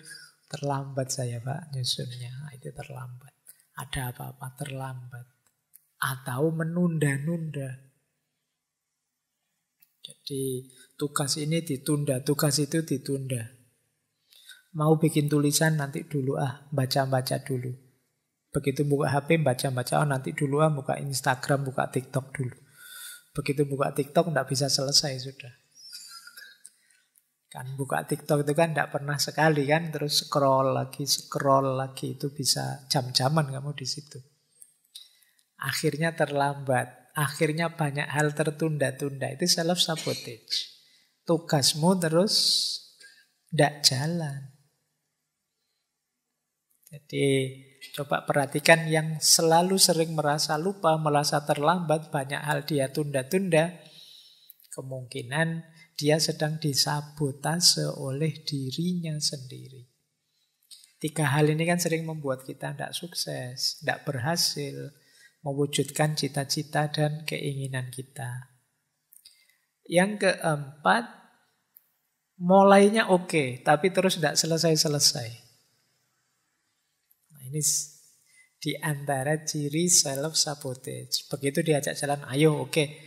Bikin tulisan, ayo oke. Begitu nulis dapat 2 kalimat, lanjutannya besok saja ya. Terus besok, nanti dulu nyari bahan dulu, oke. Akhirnya tidak selesai-selesai. Seminar tahun 2021 munculnya 2023. Kok kamu lama hilangnya? Nyari inspirasi, Pak. Golek inspirasi 2 tahun loh. Ya, siap memulai, tapi tidak selesai-selesai. Kan yang membuat tidak selesai itu diri kita dengan segala argumentasinya. Ini namanya kita di self-sabotage. Kita disabotase oleh diri kita sendiri. Atau muncul di pikiran kita bahwa saya tidak mampu ini menyelesaikan. Tidak sanggup saya. Belum dicoba sudah tidak sanggup duluan. Ini juga ciri self-sabotage. Jadi mensabotase diri, akhirnya kita tidak jalan. Atau berhenti tanpa alasan rasional. Kok tidak jalan? Tidak tahu Pak ya. Saya nunggu mood dulu. Saya itu orangnya tergantung mood Pak. Itu kan biasanya ya alasan males saja. Tapi kamu pakai argumen tergantung mood. Nunggu moodnya Pak. Kalau saya tidak mood itu tidak jalan Pak. Kalau saya sudah mood Pak, sehari bisa dapat 1 bab. Lah kamu kapan pernah sehari 1 bab? Belum pernah Pak. Wong tidak muncul-muncul moodnya. Kan tadi saya bilang nunggu mood Pak. Dan moodnya tidak muncul-muncul. Ya bolak-balik mood aja neng ya ora. Ini namanya self-sabotage. Kamu disabotase oleh dirimu sendiri. Kenapa begitu? Kamu tidak percaya diri. Kamu tidak mantap dengan dirimu. Yo, akhirnya kamu dibajak oleh dirimu sendiri. Nah, coba perhatikan kalimat-kalimat itu. Itu bagian dari kesadaran diri yang negatif. Aku tidak mampu, aku tidak layak sukses, aku tidak bisa melakukan itu, aku tidak pantas mendapatkan itu. Kalau aku coba, mesti aku gagal. Ini kesadaran diri yang negatif. Bagian dari, kalau kita mengucapkan kalimat ini, sebenarnya kita sedang membajak diri kita sendiri. Akhirnya tidak jalan, tujuan, cita-cita, keinginan kita tidak wujud.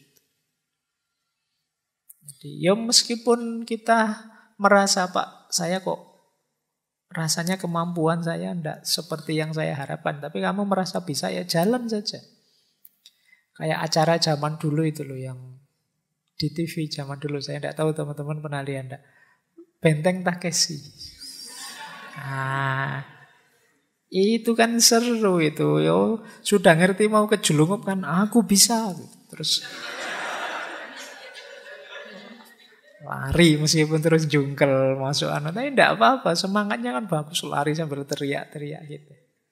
Nah, jadi itu kan optimal upayanya. Kalau sejak awal sudah, saya bisa apa enggak ya, saya mampu apa enggak ya, ya setengah hati kamu, setengah jalan. Jadi jangan biarkan dirimu membajak dirimu sendiri. Sehingga kamu tidak maju-maju. Ada saja, kalau alasan itu ada saja pokoknya. Kamu bisa bikin 1001 alasan untuk keminderanmu, ketidakpercayaan dirimu. Mulai dari alasan biasa sampai alasan religius bisa kamu buat. Tapi kamu tidak bisa membohongi dirimu, sebenarnya kamu sedang lari, kamu sedang menghindar dari dirimu sendiri. Ini ciri dari self-hate. Orang yang benci dirinya. Bisa saja kamu membohongi banyak orang dengan argumenmu, atau kamu tutupi dengan apa. Tapi dirimu sendiri tidak bisa bohong bahwa kamu sedang mengebiri dirimu sendiri. Kamu sedang membajak dirimu sendiri. Baik, kita lanjutkan. Nah, ini loh kehancuran yang dihasilkan dari self-sabotage tadi. Pembajaan diri tadi. Jadi orang yang berpikirnya negatif, ya nanti hidupnya pasti negatif. Ketika gaya hidupnya negatif, ya dia tidak mampu mencapai tujuan hidupnya. Banyak target-target tidak jalan. Ketika target-target tidak jalan, dia merasa jatuh namanya, rusak reputasinya. Dia merasa kecil, merasa tidak bernilai. Dari situ mungkin muncul rasa malu, rasa bad mood, rasa marah, dan lain sebagainya. Akhirnya self-esteem-nya rendah. Dia tidak percaya diri, dia merasa tidak berharga. Jadi berpikir yang negatif tentang dirinya, akhirnya tidak sukses. Ketika tidak sukses, dia merasa tidak berharga. Dari rasa tidak berharga itulah dia terus malu, dia terus bad mood, dia terus marah-marah dan lain sebagainya. Dan puncaknya merasa bersalah, stres, depresi, frustasi. Jadi yang rusak akhirnya diri kita sendiri. Jadi ini rute kebencian terhadap diri itu ya efeknya besar. Maka teman-teman ya tadi sih sebenarnya cuma sederhana. Misalnya menunda-nunda saja, males-malesan saja, melupakan ini, melupakan itu, atau merasa tidak mampu dan lain sebagainya. Tapi efeknya ternyata besar untuk konstruksi hidup kita. Kan tadi bahkan sampai ya depresi, frustasi puncaknya. Mungkin yang level tidak terlalu dalam bisa rasa malu.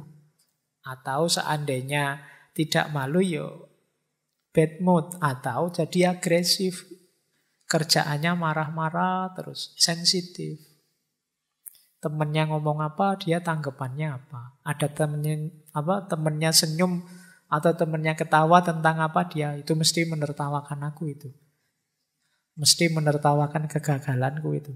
Ada temennya ngobrol berdua, itu mesti ghibah itu ngomong aku itu mesti.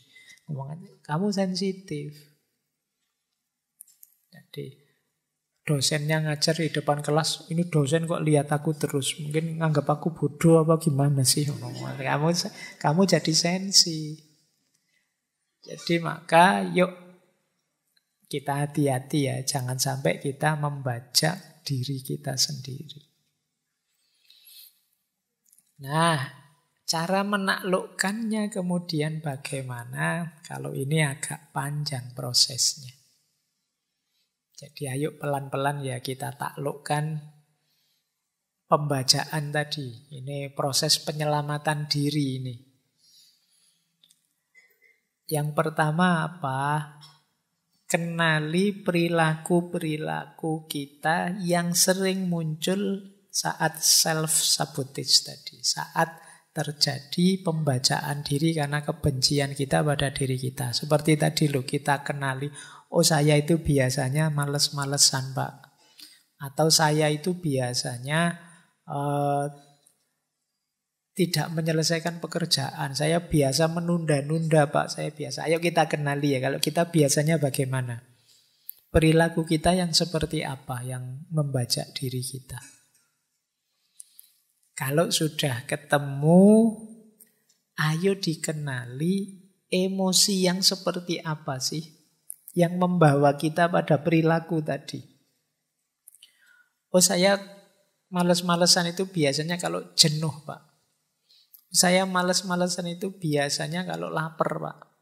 Saya males-malesan, ayo dikenali ya. Jadi emosi yang mana yang membawa pada perilaku yang negatif tadi. Kalau sudah kenal emosinya, saya kalau sedang marah Pak, kalau sedang bosan Pak, kalau sedang bad mood dan lain sebagainya.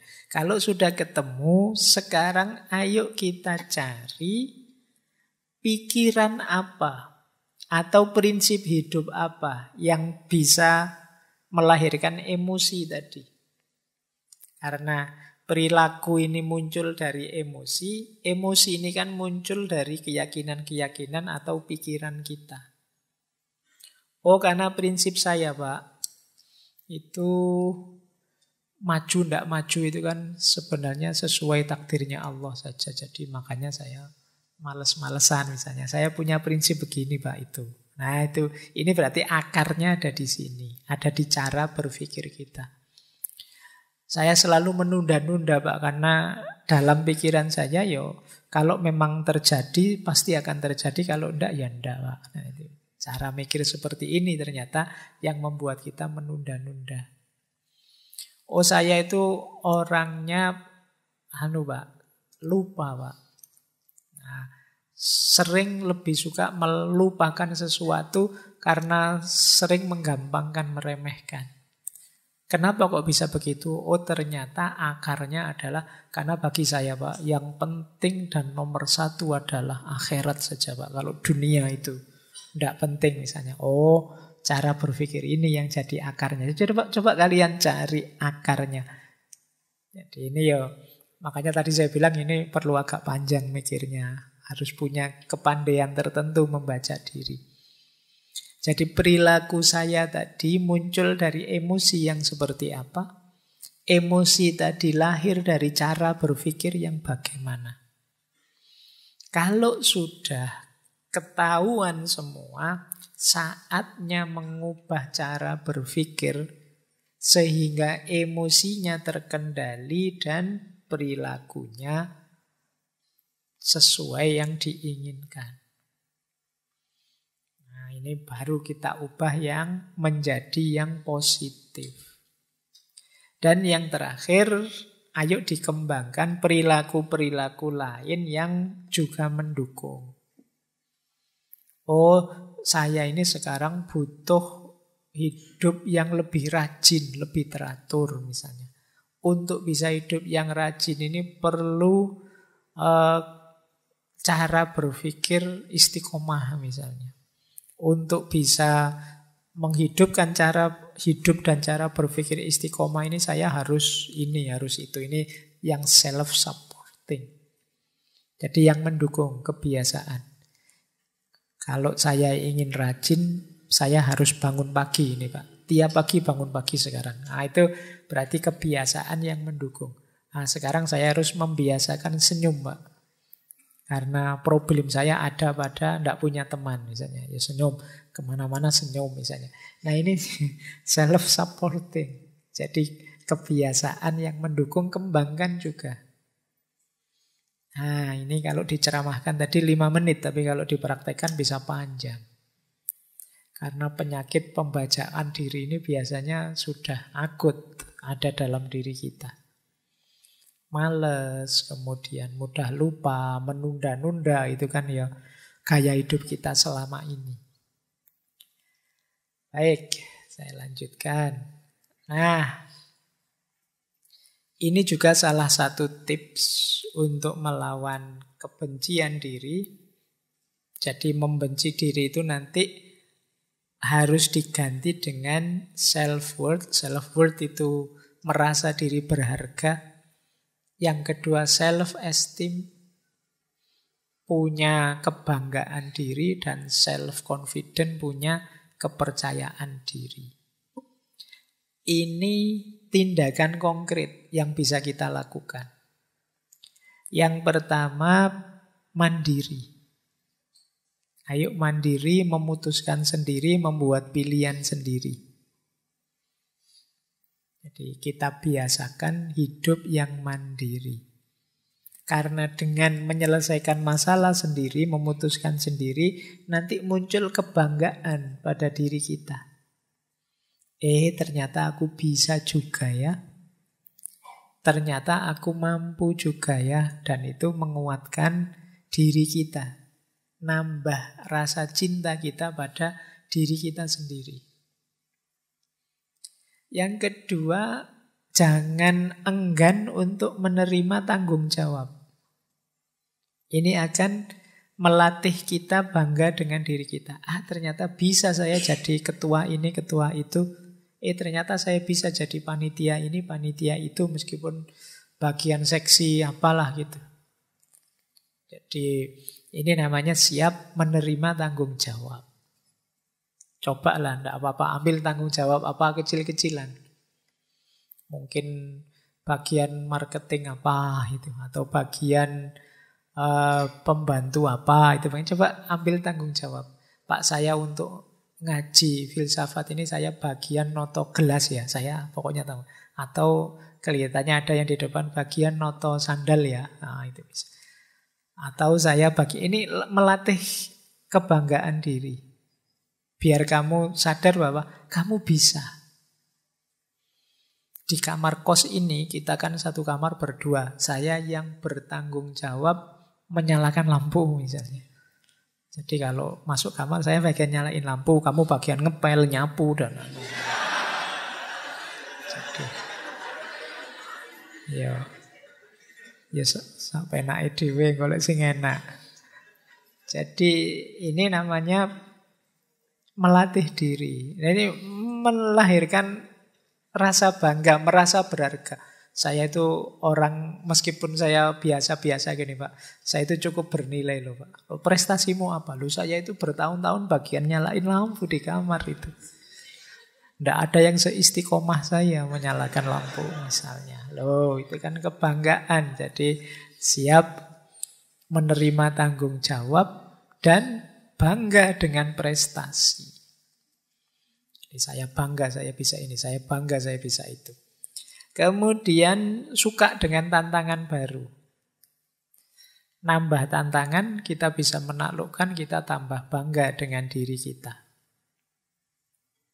Kemudian bisa tertawa, bisa nangis, mau teriak kalau memang jengkel, dan kalau memang ingin sayang, ya bilang sayang. Kalau memang itu spontan saja, tidak usah terlalu. Ini melatih kepekaan diri. Orang itu yang benci dirinya, orang minder itu mau tertawa saja mikir, saya mau ketawa ini lucu banget ini, tapi jangan-jangan temanku tersinggung, atau jangan-jangan tidak situ ketawa. Mau nangis juga begitu. Wah nanti tidak dianggap jantan saya nangis, tidak jadi nangis. Tidak. Ekspresikan saja. Kalau terharu ya nangis. Nonton sepak bola sambil nangis-nangis. Atau kalau tidak apa-apa, mungkin jagomu kalah. Atau pas apalah gitu main, tidak apa-apa. Tunjukkan ekspresi dirimu. Kalau kegulan ya sedih, kalau menang ya senang, biasa saja, dinikmati saja. Tidak usah terlalu banyak mikir. Spontan saja. Nah itu membahagiakanmu. Jadi jiwamu longgar. Mau teriak-teriak saja. Meskipun jangan tengah malam. Sepi-sepi kamu nanti dicari tetanggamu. Ingin ketawa-ketawa saja. Ya meskipun jangan lama-lama, jangan sendirian, jangan tengah malam, jangan nanti kamu diangkut ke RSJ sama tetanggamu. Jadi hidup yang nyaman, yang enak, kamu bisa menikmati. Dan yang terakhir, frustasi, stres itu biasa dalam hidup ini. Banyak tujuan yang tidak tercapai, tapi kita siap kok menghadapinya. Ini membuat kita bahagia. Jadi akhirnya kita merasa, oh ya meskipun aku ini orang biasa, tapi aku punya nilai, aku punya harga diri. Aku percaya diri untuk menghadapi hidupku. Baik, saya lanjutkan biar utuh. Nah, sekarang kita lihat ada beberapa makna filosofi dari kebencian diri ini yang penting kita renungi. Kita awali dari filosofi-filosofi akarnya kebencian diri. Ada satu quote yang bunyinya begini. Jika mencari kesempurnaan adalah cara untuk membuktikan nilai kita, pada akhirnya pencarian itu hanya akan membuktikan ketidaksempurnaan kita. Mungkin dengan kata lain, kalau kita membuktikan diri dengan cara mengejar kesempurnaan, maka ketemunya pasti ketidaksempurnaan, dan ini biasanya membuat kita kecewa. Yang bisa berkembang menjadi kebencian terhadap diri kita. Makanya ada yang bilang akarnya self-hatred itu antara lain cara berpikir yang perfeksionis. Kamu ingin perfect terus, sementara hidup ini tidak perfect, termasuk diri kita juga tidak perfect. Akhirnya kita banyak kecewa, banyak mengeluh tentang diri kita. Kita tidak sadar, tidak ada manusia yang sempurna. Jadi ini akar yang paling awal. Biasanya kita kecewa dengan diri kita. Kenapa bisa kecewa? Cara berpikirnya perfeksionis. Sementara manusia yang perfect sama sekali itu tidak ada. Kalau kita perfeksionis, ya hidup kita akhirnya dari stres ke stres. Biasanya fokus kita hanya pada hal yang tidak beres di antara semua yang beres. 99% beres, tapi 1% tidak beres, ya satu ini yang jadi perhatian kita. Akar yang pertama itu. Akar yang kedua, kenapa orang bisa membenci dirinya sendiri? Ini saya ambil quote juga, yang bunyinya begini. Pesan-pesan yang diterima anak-anak kita dari gurunya, pelatihnya, dan meskipun dengan niat terbaik dari kita, dapat mendorong mereka ke arah kesombongan atau keputusasaan, ke arah pembenaran diri atau kebencian diri. Nah, ini yang kedua, ini akarnya bisa dari lingkungan. Mungkin teori-teori, konsep-konsep, nasihat-nasihat yang masuk ke kepala kita dari lingkungan sekeliling kita. Yang membuat kita terus benci dengan diri kita. Ya misalnya tadi kita jadi, wah saya itu ternyata bukan anak soleh ya. Wah ternyata saya itu bukan anak yang pinter ini, pinter itu ya, tidak seperti teman-teman ya. Itu sejak kecil terus muncul kebencian pada dirinya. Sampai di level dia putus asa dengan dirinya. Akhirnya terus banyak anak-anak yang nakal. Banyak anak-anak yang untuk menarik perhatian yang lain, dia melakukan hal-hal yang tidak kita inginkan. Karena sejak awal dia dibuat putus asa dengan dirinya oleh lingkungannya. Jadi mungkin dicap ini, dicap itu, dimarahi begini, dimarahi begitu. Ya akhirnya dia, ternyata aku ini tidak berharga, ternyata aku ini tidak penting, ternyata aku ini tidak bernilai. Sudahlah, wong aku tidak penting, tidak bernilai saja, rusak juga tidak apa-apa. Nah yang kedua dari lingkungan, akarnya. Saya tidak tahu teman-teman yang muda-muda yang malam hari ini hadir, semoga tidak ada yang hasil cetakan lingkungan yang semacam itu. Kalau ada, yo ayo latihan kita bersihkan sendiri. Setiap manusia berharga. Setiap manusia bernilai, termasuk diri kalian. Tidak ada orang yang tidak bernilai. Semuanya disayangi oleh Allah. Semuanya layak dan berhak untuk dicintai. Seperti apapun situasi dan kondisimu. Akar kedua. Akar ketiga. All hatred of others is a reflection of self-hatred. Kebencian kita pada yang lain itu adalah pantulan dari kebencian kita pada diri sendiri. Sebaliknya juga begitu, semua cinta kita pada yang lain itu pantulan dari cinta kita pada diri kita sendiri. Jadi akarnya apa? Timbal balik dari kebencian kita pada yang lain. Kalau kita benci orang lain, sebenarnya sebelumnya kita sudah benci diri kita sendiri. Ini ciri yang ketiga, ini akarnya memang jiwa kita, jiwa yang membenci. Mungkin karena kecewa dengan diri kita. Ada banyak hal yang tidak sesuai dengan keinginan kita. Akar yang keempat, tidak memaafkan diri sendiri sering menjadi akar dari kebencian diri yang ekstrim. Dan menjadi penghambat yang intens. Hampir tidak mungkin untuk benar-benar memulai kembali ketika kita merasa tidak dapat memaafkan. Jadi ayo kita bisalah memaafkan diri. Ya memang kita kadang-kadang keliru, kadang-kadang salah, kadang-kadang pilihan kita meleset. Tapi kan bukan berarti tidak bisa dimaafkan. Ya maafkanlah. Mungkin kalian kalau ingat salah-salah yang dulu, rasa malu yang dulu, mungkin pernah nyontek ketahuan, mungkin pernah, pokoknya yang menyakitkan di masa lalu, maafkanlah. Terimalah fakta itu, akuilah, maafkanlah, ya tentu saja kalau memungkinkan perbaikilah. Banyak orang yang lari dari dirinya karena momen-momen yang menyakitkan tadi.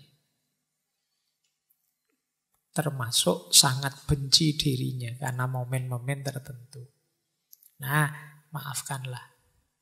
Wong kita untuk orang lain saja direkomendasikan untuk dimaafkan. Banyak di antara kita yang tidak bisa memaafkan dirinya sendiri. Tiap hari kerjaannya memarahi dirinya sendiri. Dasar aku ini males, dasar aku ini bodoh, bodoh banget aku itu.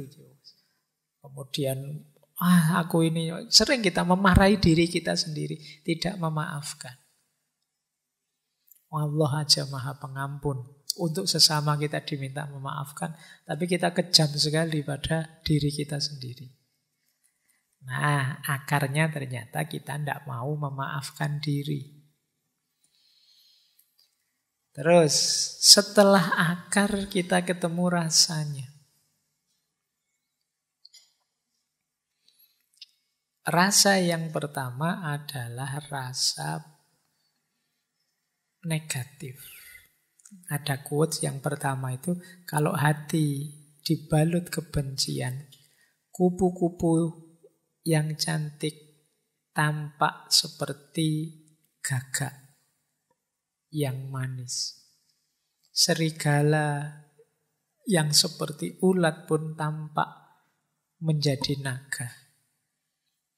Jadi kupu-kupu tampak seperti burung gagak. Ular tampak seperti naga. Itu kalau mata kita adalah mata kebencian. Melihat segala sesuatu jeleknya saja. Hari ini kan banyak tradisi kebencian yang hidup di sekitar kita. Lihat apa-apa, jeleknya saja. Kalau sudah mengidolakan seseorang, seolah-olah orang ini kayak malaikat raiso salah. Kalau sudah membenci orang, seolah-olah orang ini iblis yang tidak mungkin benar. Nah, ini cara berpikir kita hari ini. Dan kalau kita berpikir seperti ini, apalagi terhadap diri kita, iblisnya tadi berubah jadi diri kita. Ndak ono bener iblis. Apalah saya itu, Pak? Ndak ada gunanya saya itu, Pak. Untuk apa sih, Pak, saya hidup ini itu? Rasanya seperti ini. Kalau kita benci pada diri kita. Maka ada quote yang kedua, kesalahan banyak orang hari ini adalah merasa malu tentang diri mereka, terus bohong dan berusaha menjadi orang lain. Tidak ngaku dirinya. Karena dia tidak menerima dirinya, dia tidak mengakui dirinya.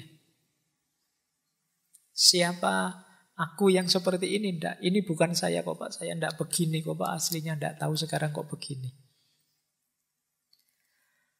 Saya dulu itu rajin loh, Pak. Kan sering mahasiswa itu kalau absenmu kok banyak semester ini. Aslinya saya itu rajin kok, Pak. Berarti sekarang kamu enggak asli lagi ya? Kamu sudah KW berapa sekarang?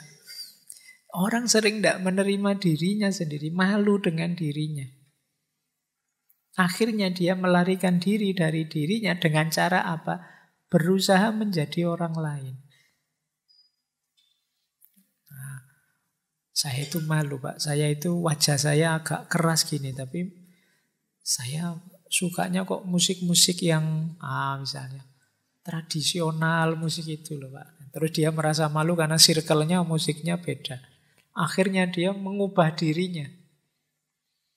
Ikut selera musiknya temannya. Gayanya kayak menikmati, tapi ya tersiksa dia. Kenapa? Dia berusaha jadi orang lain. Biasanya nonton film kartun kok, wah ini sudah mahasiswa, tidak boleh katanya nonton kartun itu kan anak-anak. Kamu berusaha untuk tidak jadi anak-anak lagi, dan kamu nonton film apa lah gitu yang dan kamu tersiksa gara-gara itu. Yang terbayang di kepalamu kan tetap suka kartun. Mungkin ini kok disuruh nonton film superhero kayak gini, saya itu bayangan saya film itu ya Doraemon apa itu misalnya. Bukan engkau yang dulu, karena ya itu tadi kamu tidak mengakui dirimu. Nah, itu kata dia, itu yang dirasakan oleh orang yang membenci dirinya, malu terus berusaha mengubah diri. Sehingga kata Seri Huber itu yang terakhir, kalau ada orang memperlakukanmu sebagaimana engkau memperlakukan dirimu. Jadi ada orang memperlakukan kita seperti kita memperlakukan diri kita. Kita memperlakukan diri kita itu kan kejam sekali. Kita paksa ikut prinsip kita. Kita suruh ini, kita suruh itu, kita marahi, kita bikin susah. Kan tiap hari begitu kita pada diri kita. Kalau ada orang melakukan hal yang sama pada diri kita, sejak awal mesti kita menjauh dari mereka. Jadi ini yang bagian rasa. Itulah yang kita rasakan kalau kita benci diri kita. Baik, lanjut. Nah, ada 2 quotes untuk gimana terus jalan keluarnya. Yang pertama ada kebencian yang sumbernya dari luar. Kita benci diri kita karena pandangan orang lain, komentar orang lain, tuduhan orang lain, dan lain sebagainya. Maka yang pertama quote tadi bilang, caramu memikirkan diri sendiri menentukan duniamu. Engkau tidak terluka oleh cara berpikir orang lain tentangmu. Apa yang dipikirkan orang-orang itu adalah cermin bagaimana engkau memperlakukan dirimu sendiri. Jadi hidup kita itu ditentukan pikiran kita, bukan pikiran orang lain. Orang lain berpikir apapun tentang diri kita tidak ngefek. Yang ngefek itu pikiran kita tentang diri kita. Dan yang dilakukan orang lain itu cermin kita memperlakukan diri kita. Kalau kita tiap hari memperlakukan diri kita seperti orang, dalam tanda petik, orang bodoh, misalnya, ya teman kita akan memperlakukan kita seperti itu. Kalau kita tiap hari pakai baju sobek-sobek kan, terus orang kalau mau ngasih kita baju kan, oh dia sukanya baju sobek-sobek, kita dibeliin baju sobek-sobek. Kita tadi teriak, dasar aku itu bodoh, aku itu memang tidak pinter aku. Teman kita kan juga begitu. Dasar kamu bodoh. Dia melanjutkan kita saja. Apa yang kita lakukan pada diri kita, ya itu yang mereka lakukan pada diri kita. Ya mereka niru kita. Kalau gaya kita gaya tiap hari kita menyusahkan diri kita, misalnya tiap hari kita ke kampus jalan kaki, lari dan lain sebagainya, ya teman kita memperlakukan kita sebagai seorang pelari, seorang pejalan kaki. Kalau kita jadi orang yang lucu, banyak ketawa, ya teman kita memperlakukan kita sebagai orang yang lucu. Jadi treatment kita pada diri kita, ya imbasnya treatment orang lain pada diri kita. Jadi yang awal ya kita, bukan orang lain. Jadi jangan disalahkan orang lain. Kita sendiri yang merancangnya begitu. Terus, nah makanya terakhir Mabel Iku itu menasehati kita, yuk kalau bisa yuk berteman dengan diri kita sendiri. Sejak tadi kan kita benci terus dengan diri kita. Masa enggak bisa sih berteman dengan diri kita? Nanti pulang dari sini boleh nyari kaca di kamar itu terus, wah kamu temanku ya, kamu baik-baik ya, ngono. Tapi sendirian saja, jangan ada orang. Nanti kalau ada orang kamu dianggap iki waras apa ndak anak ini.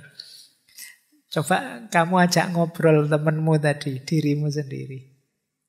Maunya apa sih, senengnya gimana sih, asiknya gimana sih, biar akrab.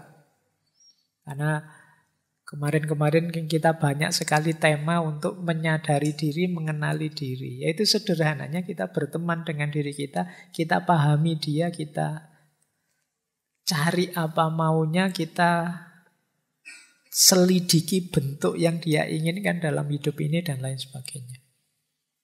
Sehingga kita bisa, oh ternyata aku ini tersiksa kalau begini, nyaman kalau begitu.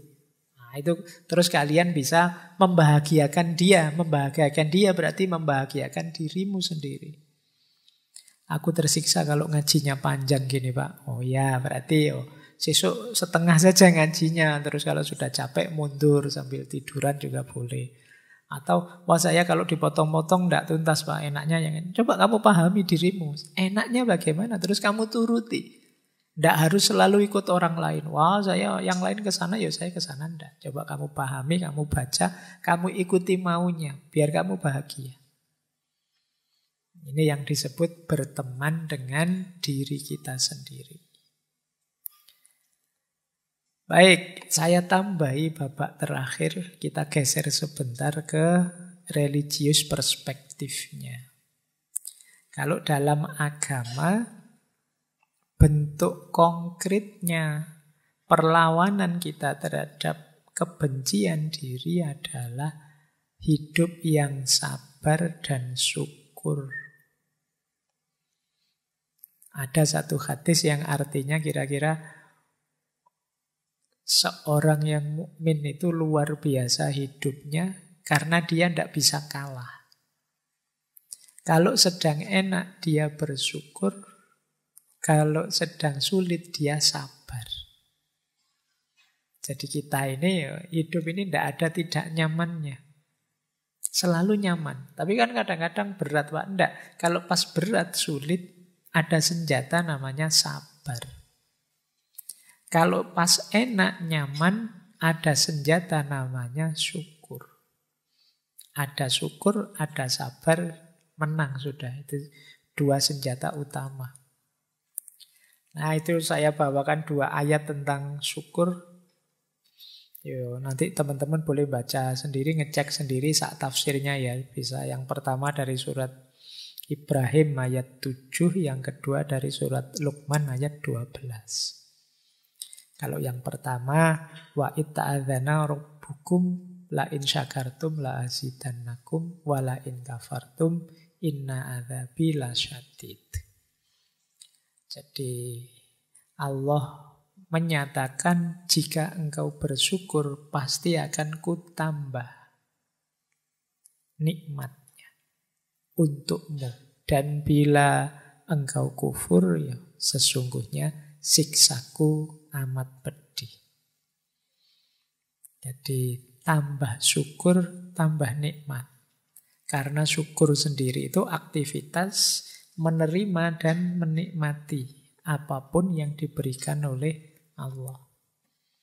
Mesti ditambah, mesti bertambah.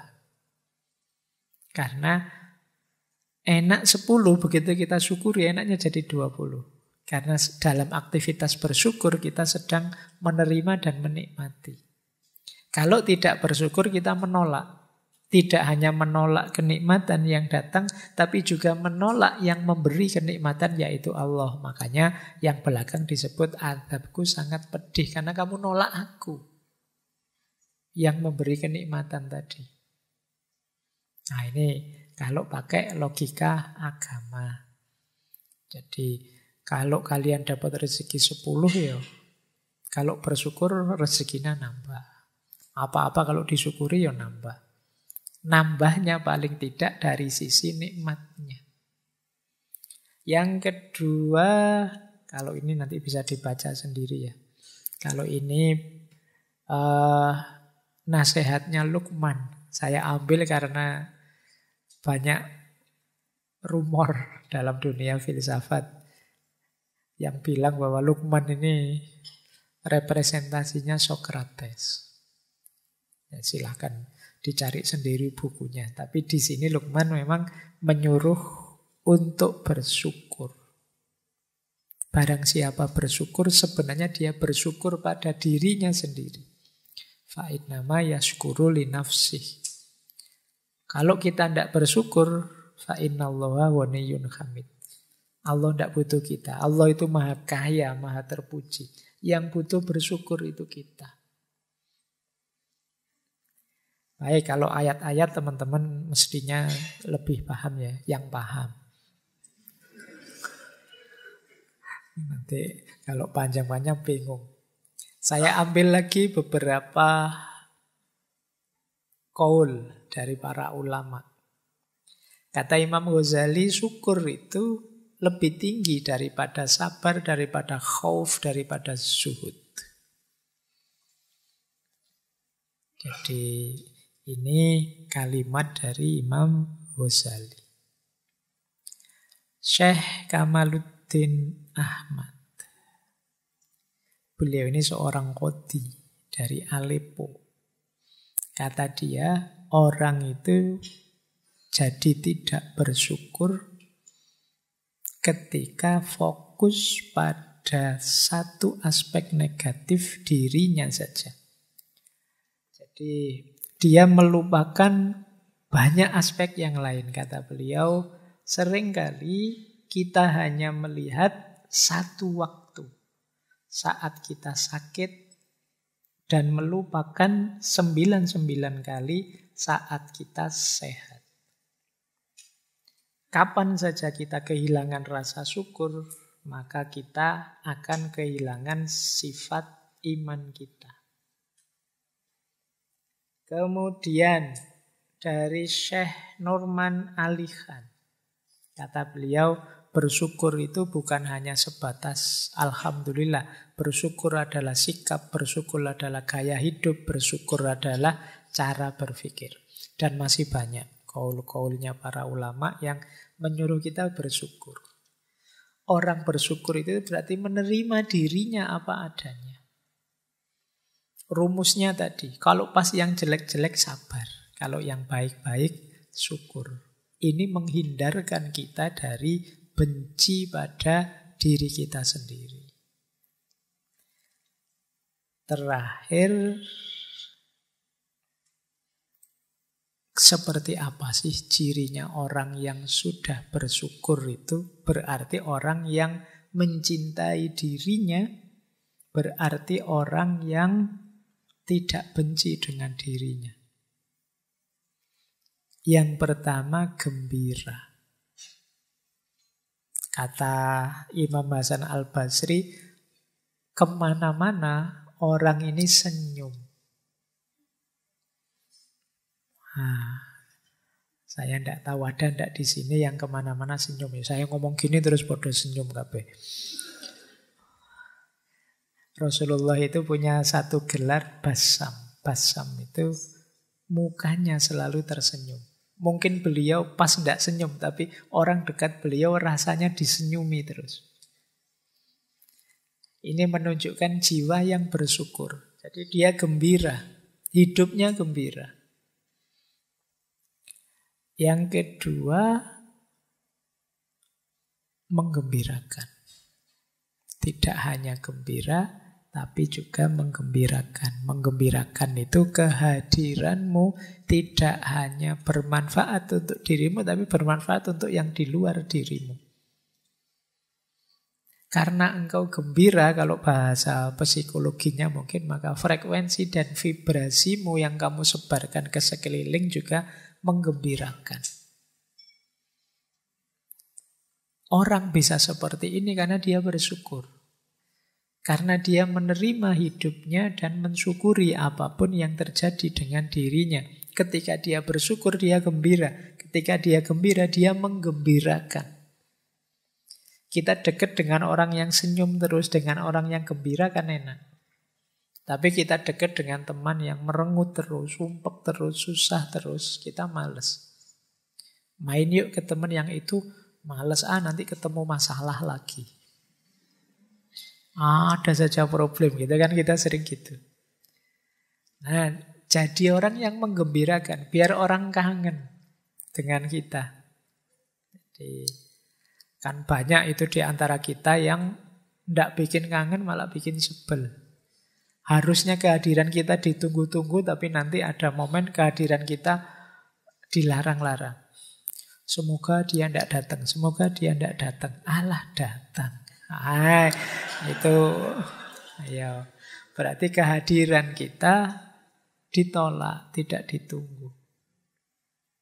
Yang ketiga, jiwa yang bersyukur, yang cinta dengan dirinya adalah jiwa yang kuat, tabah, dan bisa mengontrol diri. Ini hubungannya dengan kalau mengalami hal-hal yang negatif. Sedang susah, sedang sulit, sedang ada masalah, masih bisa mengontrol dirinya dan kuat. Jadi stabil dalam kebaikan, apapun yang terjadi. Tidak kok, wah ini saya sedang ada masalah nih Pak, saya tak dosa-dosa dikit, tidak apa-apa lah Pak, nanti ditobati. Ini kalau itu jangan. Berarti tidak mampu mengontrol dirinya. Saya bohong sebentar saja lah Pak, nanti kalau masalahnya selesai saya tak jujur lagi. Tidak. Tetap kontrol dirimu. Itu menunjukkan kita punya jiwa yang sabar dan syukur. Yang keempat, kalau ini keluar kepada orang lain. Kalau tadi kan dalam diri kita. Memaklumi dan memaafkan. Jadi kalau ada orang menyakiti kita, berbuat salah dengan kita tidak terpengaruh. Kita maklumi dia dan kita maafkan. Ini lebih meringankan kita. Dan yang terakhir tentu saja ikhlas. Ikhlas ini ya jiwa yang tidak terikat apapun, yang tidak berpamrih apapun, satu-satunya pamrih dan ikatan itu hanya Allah saja. Inilah mindset religius yang penting kita kembangkan menghadapi self-hate tadi. Biar kita tidak benci diri kita. Tadi ada banyak proses, manifestasinya ini. Ayo dicek, kita itu hidupnya sudah gembira apa belum? Menggembirakan orang apa belum? Mampu menguasai diri, mengontrol diri apa tidak? Mudah memaafkan apa tidak? Jiwa kita ikhlas apa tidak? Ini parameter-parameter untuk menegaskan sejauh mana kita mencintai diri kita dan tidak membenci diri kita. Baik, masih ada. Tak pikir selesai. Ini positive self-talk. Kan tadi ada kalimat-kalimat buruk yang saya sampaikan di depan. Aku tidak mampu, aku ini rusak, apapun yang terjadi mesti salahku dan lain sebagainya. Ayo mengafirmasi diri ya dengan kalimat-kalimat ini. Ini kemarin kelihatannya waktu self-love juga saya sampaikan. Sering-sering bilang pada diri kita bahwa kehadiranku di muka bumi ini istimewa dan tidak sia-sia. Jangan menganggap aku tidak berarti, aku tidak bernilai. Semua ciptaannya Allah itu bermakna bernilai. Makanya ada ayat yang menyatakan afahasibtum annama khalaqnakum abasan. Apa engkau anggap kami menciptakan kalian itu main-main saja? Tidak, semua makhluk bernilai apalagi manusia seperti kita. Maka sering-sering bilang aku ini berharga, tidak sia-sia diciptakan oleh Allah. Kemudian tegaskan juga dalam diri kita, pikiran kita, pandangan kita, prinsip hidup kita, semua yang baik dalam diri kita itu hakikatnya anugerah dari Allah yang berharga. Sekecil apapun. Pak, ilmu saya itu hanya sedikit kecil, yaitu juga anugerahnya Allah loh, cahaya dari Allah, sekecil apapun. Kemampuan saya hanya ini. Meskipun itu kecil dari Allah, syukurilah, gembiralah. Allah masih memberi kita anugerah itu. Nah, ini untuk biar kita tidak keluar dari jalur syukur tadi. Yang ketiga, aku fokus pada apa yang bisa aku kontrol. Selebihnya pasrah saja pada Allah. Kuatku yo hanya sholat yang wajib-wajib ini saja sementara. Sisanya pasrah pada Allah. Mohon ampun ya Allah, saya masih belum bisa sholat malam secara istiqomah. Yang istiqomah baru sholat wajib saja. Ini fokus pada yang bisa aku kontrol. Karena kalau sholat malam kan setelah tidur. Kalau sudah tidur saya sulit bangun ya Allah. Nah, kalau sulit bangun di luar kontrol kita. Jadi pokoknya dalam hal yang saya mampu, saya jalankan semaksimal mungkin. Itu saja. Sisanya pasrah sudah pada Allah. Yang di luar kuasaku. Dan yang terakhir, nyatakan bahwa terima kasih ya Allah, semakin aku paham diriku, semakin aku kenal padamu. Betapa engkau maha besar. Baik, saya kira itu ya teman-teman. Untuk malam hari ini, semoga sedikit banyak mengurangi kebencian kita pada diri kita sendiri, menyadarkan kita bahwa kita adalah makhluknya Allah yang berharga. Nilai diri kita yang berharga jangan kita jatuhkan sendiri. Baik lewat perspektif negatif seperti self-hate tadi, juga lewat perilaku-perilaku negatif. Oke, saya kira itu untuk malam hari ini. Minggu depan kita libur ya. Karena Rabu depan itu, Rabu malam ada yang sholat Idul Adha, ada yang takbiran. Jadi kita libur. Ketemu lagi 2 minggu yang akan datang insya Allah.